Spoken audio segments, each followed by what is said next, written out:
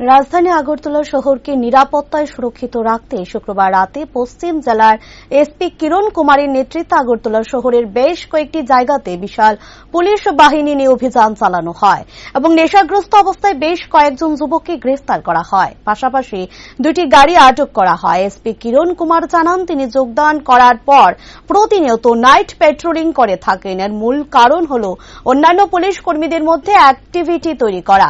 পাশাপাশি রাত যত বাড়তে থাকে একাংশ নেশাগ্রস্ত যুবক সক্রিয় হয়ে ওঠে এবং নেশাগ্রস্ত অবস্থায় যানবাহন নিয়ে রাস্তায় ঘোরাফেরা করে, যার ফলে প্রতিনিয়ত যান দুর্ঘটনা বৃদ্ধি পাচ্ছে। তাদের বিরুদ্ধে ব্যবস্থা নিতে এখন থেকে প্রতিনিয়ত গভীর রাত পর্যন্ত রাস্তায় থাকবেন টহলদারি পুলিশ এবং এসপি কিরণ কুমারের নেতৃত্বে শহরের পুলিশ এবং প্রতিনিয়ত বিভিন্ন জায়গায় অভিযান চালানো হবে।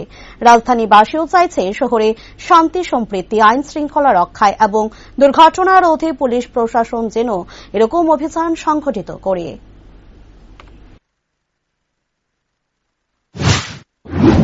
नहीं, मैं ये जब से यहाँ से आया हूँ, मैं ऑलरेडी चौथा बार मैं कर रहा हूँ।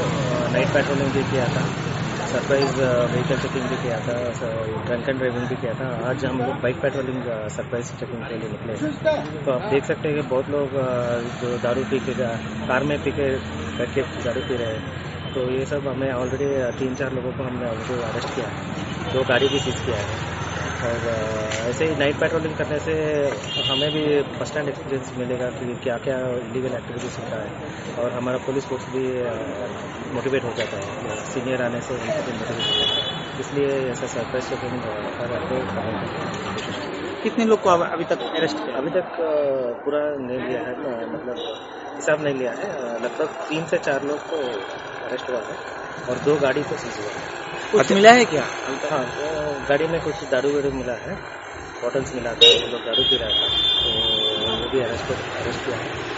और जैसे कि देख सकते हैं हम लोग, क्योंकि 11-12 बजे के बाद लोग बहुत एक्टिव हो जाता है। दारू पीने के बाद रैश ड्राइविंग चलता है, एक्सीडेंट्स चलता है,